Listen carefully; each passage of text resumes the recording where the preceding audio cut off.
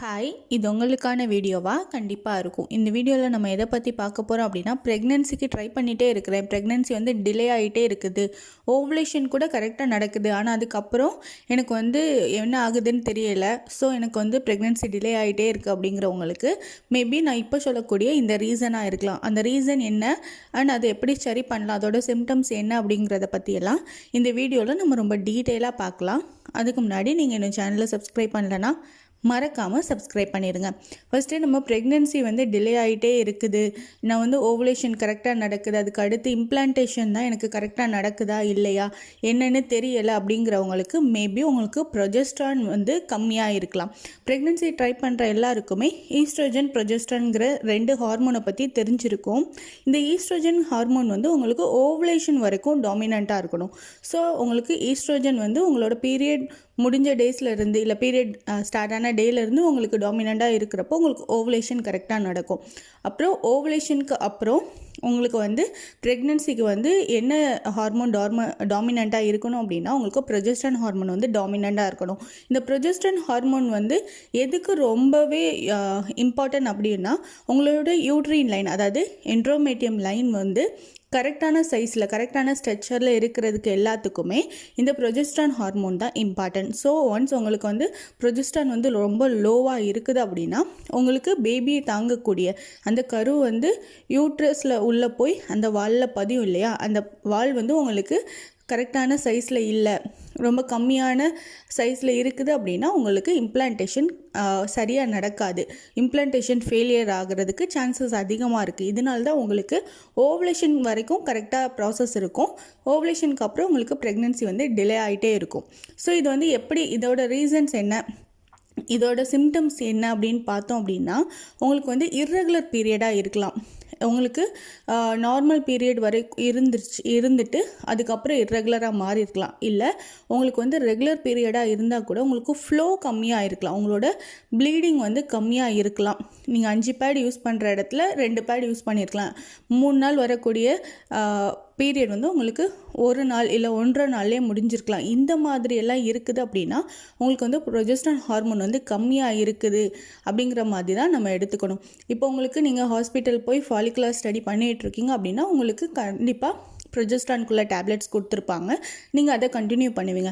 வீட்டில் இருக்கிறவங்களுக்கு நான் சொன்ன மாதிரி இந்த சிம்டம்ஸ்லாம் இருக்குது, இர்ரெகுலர் பீரியட் இருக்குது, பீரியடுக்கான ஃப்ளோ கம்மியாக இருக்குது, மூட் ஸ்விங்ஸ் அதிகமாக இருக்குது, அதுவும் ஓவுலேஷன் முடிஞ்சதுக்கப்புறம் ரொம்ப அதிகமான மூட் ஸ்விங்ஸ் இருக்குது, ஆன்டிசிட்டி இருக்குது, உங்களுக்கு நைட்டு நல்லா தூக்கமே இல்லை, அடிக்கடி எந்திக்கிற மாதிரியான ஃபீல் இருக்குது, அதே மாதிரி திடீர்னு என்னன்னே தெரியாமல் ரொம்ப சேடாக இருக்கிறீங்க, இந்த மாதிரியான சிம்டம்ஸ்லாம் இருக்குது அப்படின்னா நீங்கள் ஒரு வாட்டி கூட ஹாஸ்பிட்டலில் போய் செக் பண்ணிக்கலாம். உங்களுக்கு ப்ரொஜெஸ்ட்ரான் டேப்லெட்ஸ் அவங்க சஜஸ்ட் பண்ணுவாங்க. இது உங்களுக்கு ஓவுலேஷன் முடிஞ்சு மேபி உங்களுக்கு 28 டேஸ் சைக்கிள் அப்படின்னா ஒரு 22nd டே இந்த மாதிரி உங்களுக்கு ஹாஸ்பிட்டல் செக் பண்ண சொல்லுவாங்க. அந்த மாதிரி நீங்கள் போகிறப்போ உங்களுக்கு செக் பண்ணிவிட்டு உங்களுக்கு ப்ரொஜெஸ்ட்ரானுக்குள்ளே டேப்லெட்ஸ் கொடுப்பாங்க.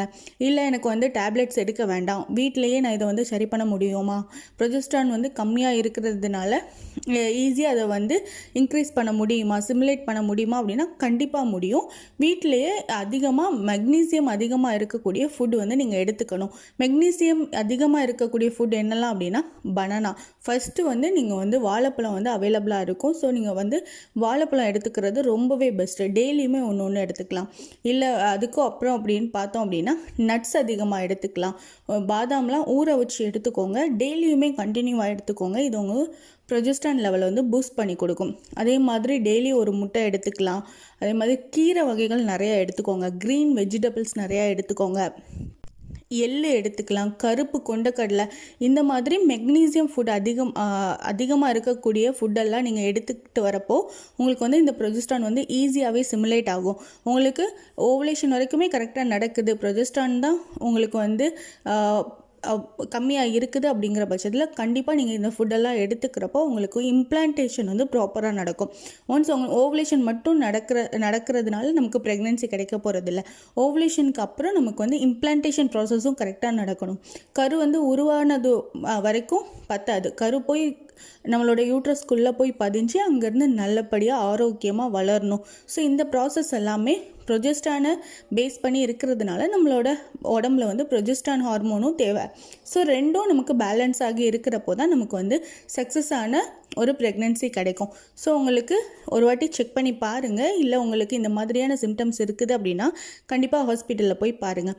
இதே மாதிரி செகண்ட் ரீசன் என்ன அப்படின்னா, பிளட் சர்க்குலேஷன் கம்மியாக இருக்கிறது. அதாவது உங்களோட யூட்ரஸ்குள்ளே ரத்த ஓட்டம் கம்மியாக இருக்கிறப்போ உங்களுக்கு ப்ராப்பரான இம்ப்ளான்டேஷன் ப்ராசஸ் வந்து நடக்காது.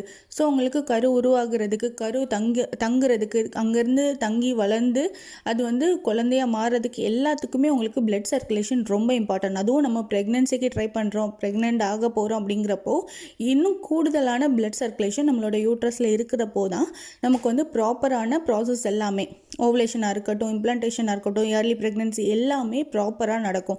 ஸோ உங்களுக்கு இந்த பிளட் சர்க்குலேஷனுங்கிறது ரொம்ப இம்பார்ட்டன்ட். இதுக்கு எதுவும் ஃபுட்டு சாப்பிடணுமா, இல்லை என்ன பண்ணலாம் அப்படின்னா, பெஸ்ட்டு ஒன்று தான் வாக்கிங் போகிறது. நீங்கள் வந்து கண்டிப்பாக நீங்கள் ப்ரெக்னென்சிக்கு ட்ரை பண்ண போகிறீங்க அப்படின்னா ஒரு 2 monthsக்கு முன்னாடியிலேருந்தே நீங்கள் வாக்கிங் போங்க. வாக்கிங் போகிறப்போ நம்மளோட பாடியில் எல்லா பார்ட்ஸ்லேயுமே பிளட் சர்க்குலேஷன் வந்து நல்லாவே இருக்கும்.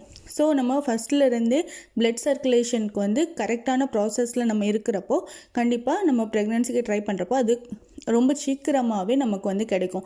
ஸோ பிளட் சர்க்குலேஷனுக்காக நம்ம வாக்கிங் போகிறது ரொம்பவே நல்லது. ப்ளஸ் நீங்கள் வந்து நிறையா தண்ணி குடிங்க. நீங்கள் நிறைய தண்ணி குடித்து நிறையா டைம் நம்ம யூரின் போகிறப்போ நம்மளோட பாடியில் வந்து பிளட் சர்க்குலேஷன் இன்னும் நல்லாவே ப்ராப்பராக இருக்கும். ஸோ நீங்கள் வந்து வாக்கிங் போகிறப்போ டெய்லியும் ஒரு 20 minutes இல்லை டெய்லியும் ஒரு 30 minutes ஏதாவது ஒரு இடம் நம்ம வந்து டெஸ்டினியாக வச்சுக்கிட்டு இங்கேருந்து அங்கே போயிட்டு நம்ம கொஞ்ச நேரம் ரெஸ்ட் எடுத்துக்கலாம். ப்ளஸ் அங்கேருந்து இங்கே வரது மொத்தமாக கால்குலேட் பண்ணி நீங்கள் ஒரு 30 minutes வச்சுக்கலாம். இந்த மாதிரி டெய்லியும் நீங்கள் போகிறப்போ உங்களுக்கு மைண்டும் ரிலாக்ஸ் ஆகும். உங்களோட பாடி ஃபுல்லாகவே ஒரு ஆக்டிவிட்டி கொடுத்த மாதிரி இருக்கும். பிளட் சர்க்குலேஷன் நல்லா இருக்கும். மைண்ட் ரிலாக்ஸாக இருக்கும். நம்ம புதுசாக வெளியே இடத்த பார்க்குறப்போ இது எல்லாமே உங்களுக்கு ப்ரெக்னென்சிக்கு வந்து ஹெல்ப் பண்ணும்.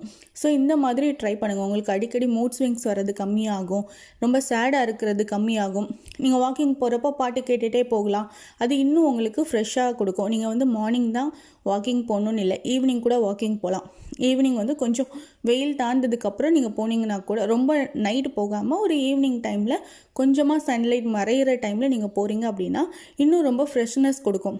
ஸோ அதை முடிச்சுட்டு வந்து வீட்டில் வந்துட்டு நீங்கள் மற்றபடி உங்கள் ஒர்க்கெல்லாம் பார்க்குறப்போ உங்களுக்கு இன்னும் அது பெனிஃபிட் கொடுக்கும். ஸோ நீங்கள் இந்த மாதிரி வாக்கிங் போகலாம். நிறைய தண்ணி குடிங்க. நீங்கள் வந்து உங்களுக்குன்னு ஒரு பாட்டில் வச்சுட்டு நீங்கள் வந்து அது இன்னைக்குள்ளே நான் ஒரு 3 times இந்த பாட்டிலை ஃபில் பண்ணும், இல்லை 5 times பாட்டிலை ஃபில் பண்ணும், இந்த மாதிரி வச்சு நீங்கள் தண்ணி குடிக்கிறப்போ உங்களுக்கு வந்து அது கூட நல்லாவே ஹெல்ப் பண்ணும். ஸோ ஃபஸ்ட்டு உங்களுக்கு ப்ரொஜெஸ்டானுக்குள்ள ஃபுட்டெல்லாம் எடுத்துக்கோங்க, கூடவே வாக்கிங் ப்ளஸ் உங்களுக்கு வந்து நிறையா தண்ணி குடிக்கிறது. இந்த மாதிரி இதை மட்டும் நீங்கள் ஃபாலோ பண்ணாலே உங்களுக்கு 1 monthக்குள்ளேயே உங்களுக்கு எல்லாமே சரியாகி ஓவலேஷன் முதல் இம்ப்ளான்டேஷன் எல்லாமே கிளியராக நடந்து உங்களுக்கு ப்ரெக்னென்சிக்கான சான்சஸ் வந்து அதிகமாக இருக்குது. ஸோ இந்த மாதிரி யூஸ்ஃபுல்லான இன்ஃபர்மேஷன் தெரிஞ்சுக்க சேனலை லைக் பண்ணுங்கள், ஷேர் பண்ணுங்கள் அண்ட் சப்ஸ்கிரைப் பண்ணுங்கள்.